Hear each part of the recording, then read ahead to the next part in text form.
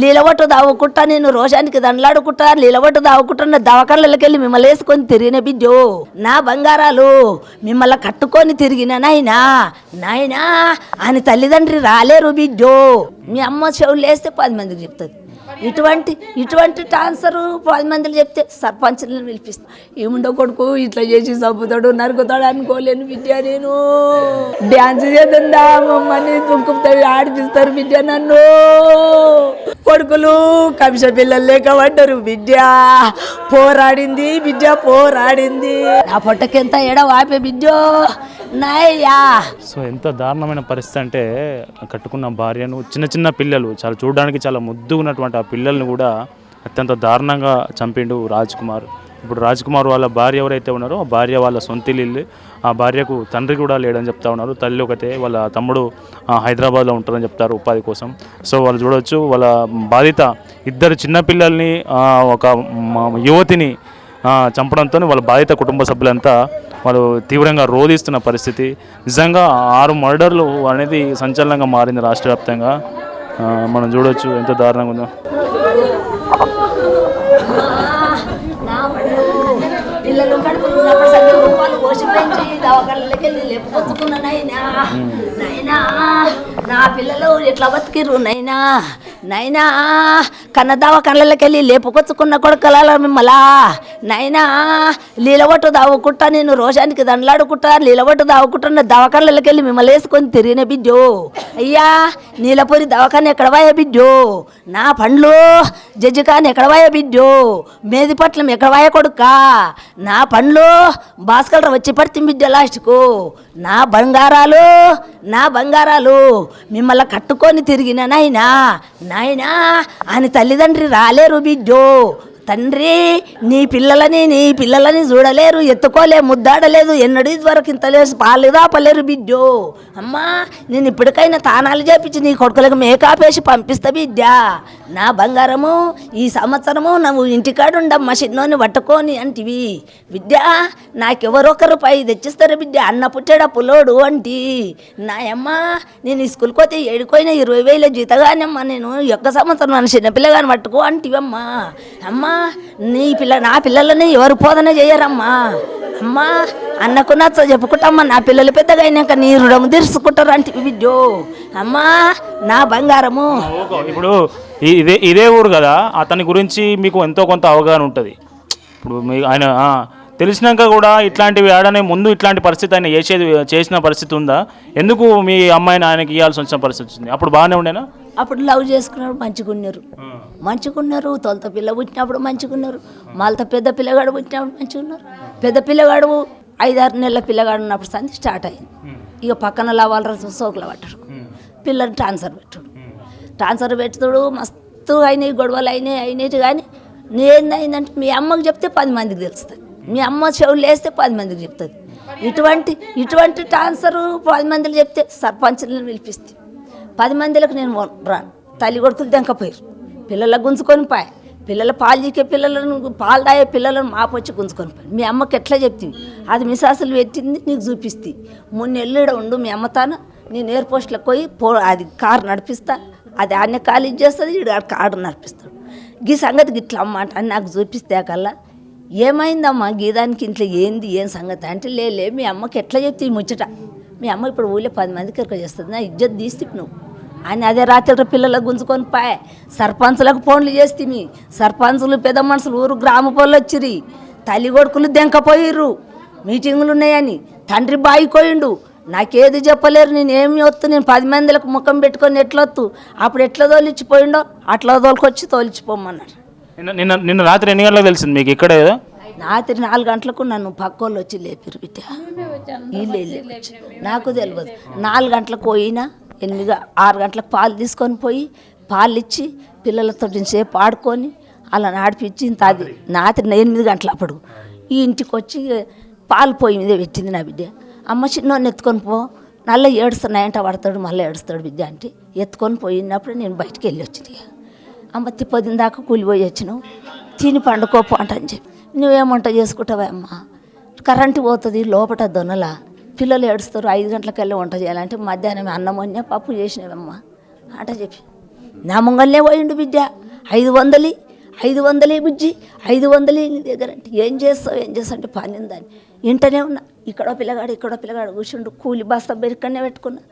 500 అంటే బీరోళ్ళకి వెళ్ళి 500 ఇస్తే బండి వేసుకొని షాద్నార్ పోయిండు. అప్పటిదప్పట్లో ఇప్పుడు మీరు వచ్చినంతసేపు కూడా కాలేదు. పిల్లకు ఫోన్ చేసి బిర్యానీ తెస్తున్నా. ఏడున్నాడమ్మ బిర్యానీ ఎందుకు అమ్మ ఇప్పుడు అంటే బిర్యానీ ఎందుకు 500 తీసుకొని పోయి బిర్యానీ తెస్తా అంటున్నావు, పప్పు వేసిన అన్నం మొన్న ఇప్పుడు మధ్యాహ్నం ఎందుకు అంటున్నాను. ఫోన్ కట్ చేసి 8 అవుతుందని వచ్చిన బిడ్డ, నాది గిరితే పాపం బిడ్డ.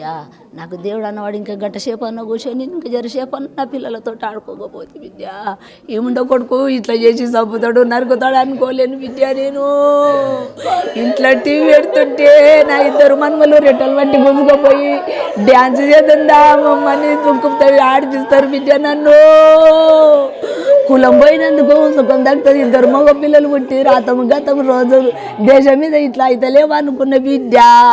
జిమ్మలు తింటాడు ముండా కొడుకు అనుకోలేదు బిడ్డ. నేను రాత్రి ఎన్ని గంటల నుంచి ఇంట్లోకి వెళ్ళిపోయినట? ఎన్ని గంటలకు పోయింది నాకు తెలియదు, ఏది తెలియదు. పక్కోళ్ళు దూరపోళ్ళు అక్కడ వాళ్ళు అందరు తెల్లదాకా అయిందట కథ.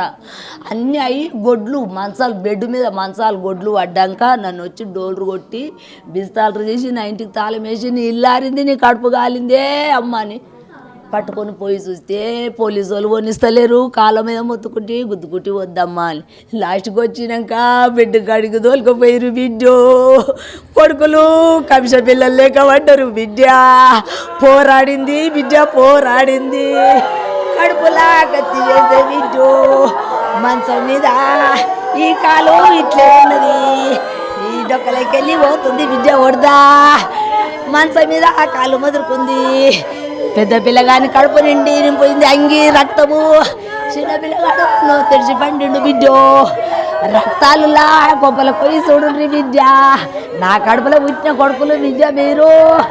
నాయ్యా నా పొట్టకెంత ఎడ వాపే బిడ్డ. నాయ్యా నా పిల్లలు నిన్ను చెయ్యారా, నేను ఖర్చు పెట్టుకుని చెయ్యారా చేత చేసుకున్న బిడ్డ. నేను ఎట్లా పడుతుంది బిడ్డ. నాకు నీకు చేత కాదంటే ఉండ కొడుక నేను నడుపుకుందురా. నా పిల్ల ఎన్నన్నా చదువు చెప్పుకొని ఎన్నన్నా బతికించుకుందాము. ఆమె ఎంత చదువుకుంది, బాగానే చదివించిన బిడ్డ. ఆమె జాబ్ ఉన్నది. ఇప్పుడు జాబ్కు పిల్లగాని కొరకు చిన్న పిల్లగాని కొరకు పోయేది ఉన్నది. పాలు తాగే పిల్లగాడని 1 సంవత్సరం ఉండమ్మా రాసింది బిడ్డ. నా ఇల్లు ముంచిండు బిడ్డ, నా పేరు ముంచిండు బిడ్డ. గొర్రెలు పామనం చికెన్ దుకాణం. పోలీసులను ఏం కొడతాను, ప్రభుత్వాన్ని ఏం కొడతాను? మా పిల్లల సరిగ్గా తల్లి మన ఫ్యామిలీ పోవాలన్నాడుగా. మరి నా ముగ్గురు పిల్లలు పోయినాక ఆడుండి ఏం చేస్తాడు? ఫ్యామిలీ మొత్తం పోతే ఫ్యామిలీ తల్లి 4 తన నోటుకుంటా అన్నాడే. బిల్ర మందు పోసినోడే, మందు డబ్బా తెచ్చినోడే, ట్రాన్స్ఫర్ పెట్టి బెల్లి మీద తెచ్చి దాచిపెట్టిన వాళ్ళు, లంజమ్మలు లవాళ్ళని కొరకు కేసులు అన్నీ అయినాయి. అన్ని తెచ్చి ఇప్పుడే చంపుతున్నా మీ అమ్మని ఇంటికొమ్మ, నేను వస్తున్నా కారు తీసుకొని వస్తున్నా నేను మీ అమ్మని ఇంటికొమ్మని అంటే అమ్మ వస్తున్నా అంట పో అంటే వస్తాడు కదా. భార్య భర్త పిల్లలు ఉంటారు, మాట్లాడుకొని మళ్ళీ పోతారు. ఏ రాత్రి వచ్చిపోతారు. ఇట్లా పోలీసు వాళ్ళు తిరుగుతారు కదా, కేసు అయింది కదా అంట. నేను ఇట్లా అనుకున్నా కానీ మందు డబ్బా తెస్తున్నా అంటే అకలా ఆయన మేనమామలకు నా బిడ్డ అందరికి ఫోన్లు చేస్తే అక్కడ తెల్లారితే అక్కడ తల్లి అందరు వచ్చారు. పిల్లలని తల్లిని వేసి పంపించారు ఆమె అమ్మగారింటికి కొత్తూరు. పోయి వచ్చినాక లోకల్లోనే తిరగమంటాను వాళ్ళు అన్నాడు. ఊళ్ళోనే ఉన్నాడు. శంషాబాదు షాద్నార్ బెల్లి మీద వచ్చిండు, తిరుగుతున్నాడు. భారీగా పడుతున్నాడు కానీ ఇట్లా పోతున్నా, పిల్లలను చూస్తున్నా వస్తున్నా. లోపల నేను తెల్లందాక ఇంటికాడ ఉంటాను, వాళ్ళ ఇంట్లో ఉంటానన్న. టైంకు పాలు కూరుకొస్తా, పాలు తీసుకొని పోయి పిల్లగానికి పాలు రోజు అర్ధచేరు కొనుక్కుంటా, పాలు ఇచ్చి పిల్లలతో ఇంతసేపు ఆడుకొని నా ఇంటికి నేను వస్తాను. మళ్ళీ పొద్దుగాల వచ్చి పెద్ద పిల్లగాడు ఉరుకొస్తాడు. ఆయనకు బ్రష్ చేసి ముఖంగా అడిగిపించి అడిగి మేము కొనిస్తే తిని పోతాడు. ఆడు పాలు తావాడు షాదాడు. ఇంత పని చేస్తాడు అనుకోలే బిడ్డ. నేను నిన్న 4 గంటలకు వచ్చిన బిడ్డ. నేను కూలిపోయి ఆడ తోటలో మీటింగ్ అయింది, కేకు వంచారు. టిఫిన్లో కేకు పెట్టుకొచ్చి ఇక్కడో మనమోడు తల్లి ముగ్గురు 2 వడుకులు తల్లి తింటి చిన్నోడు అంతా ఊసుకునే నగిరి ముసి నగితిమి ఎందరా ఇట్లా వేషం కట్టినవరా అని పిల్లలు నగితిమి చేస్తిమి. ఇంత పని చేస్తాడో నేను పాలు తీసుకొస్తా బిడ్డ అని పోయి మళ్ళీ వచ్చి పాలు తీసుకొని వచ్చిన 8 అవుతున్నది ఇంటికి వచ్చిన బిడ్డ నా ఇంటికి వచ్చి ఒక బుక్క పువ్వు తిన్నా ఫోన్ పాట పెట్టుకొని నిద్ర వస్తలేదు కదా ఫోన్ పాట పెట్టుకొని పడు వీళ్ళు 4 గంటల రాత్రికి వచ్చి నన్ను పీల్చుతున్నారు డోర్ గుర్తుంటే 3 గంటలకే వచ్చినాము వస్తే 3 గంటల సంధి లేవలేదు ఈ పిల్ల అలసిపోయినాము కలిసి అలసిపోయినాము లేవలేదు ఇక లేవక దర్వాజా పట్టి నేనే గుద్దితే అప్పుడు అక్క నువ్వు ఆ కొనకెళ్ళి వచ్చినావు ఎందుకు అక్క అని ఎందుకు చెప్పు అంటే దూరం ఉన్నది ఇల్లు అక్కడ మా ఇల్లు అక్కడ కొనుక్కున్నది ఆడికెళ్ళి వచ్చినావు ఎందుకు చెప్పు అక్క అంటే ఏం కాదు నువ్వు లేవైతే లేవు ఇంటికి తాళం వేయి పోదాము మా ఇంటికాడికి పోదామంట అని తోలుకొని పిల్ల తనుకోయినాం దీనిని రానని ఎట్లా చేస్తారు బిడ్డ ఫ్యామిలీ మొత్తం పోవాలి నా పొట్టకు ఉన్నది కలశ తల్లి పొట్టకు కలకల ఉండకు నీ కొడుకు బతుకుతాడు నా ఫ్యామిలీ నా పొట్టకు ఉంది నీ ఫ్యామిలీ నేను నోటికి ఉంటా నువ్వు అన్నదే మన ఫ్యామిలీ ఒక్కరం ఉండి ఒక్కరం పోతే ఒకరు దుఃఖం ఉంటుంది ఒకరికి మంచిగా ఉంటుంది అన్న మీరు తల్లి 4 ఫ్యామిలీ పోతే 4 రోజులు ఏడ్చి బతుకుతా చేస్తా బిడ్డ ఇది మాటకు నిర్యాణం చేసేదాకా నేను ఒప్పుకోను ఆ శమాలను వచ్చినాక నా ఇంటి ముంగలు వేసుకోను నా పిల్లల సరిగ్గా నరకాలే ఎంత దారుణం అంటే నిన్న 8 గంటల దాకా ఆ పిల్లలతోనే చిన్న పిల్లలతోనే ఆడుకొని వచ్చింది వాళ్ళ అమ్మమ్మ ఆమె దుఃఖానికి అవధులు లేవు నిజానికి వాళ్ళ బిడ్డను కూలినాలు చేసుకొని వాళ్ళ బిడ్డను చదివించి పెళ్లి చేసింది వాళ్ళకి 2 పిల్లలు తర్వాత ఆ 2 పిల్లలను కూడా ఏమైనా వాళ్ళు పుట్టినప్పుడు హాస్పిటల్ నీలోఫర్ హాస్పిటల్ కానీ మేదీపట్నం కానీ వాళ్ళను పెంచి పెద్ద చేసినటువంటి ఈ తల్లి ఆ రోదన ఆకాశాన్ని అంటున్న పరిస్థితి నిందితుని ఖచ్చితంగా కఠినంగా శిక్షించాలి నిందితుల ఫ్యామిలీ హస్తం కూడా ఉంది ఇందులో వాళ్ళని కూడా కఠినంగా శిక్షించాలని బాధిత నిందితుడు రాజ్ కుమార్ వాళ్ళ భార్య వాళ్ళ తల్లి ఆరోపిస్తున్న పరిస్థితి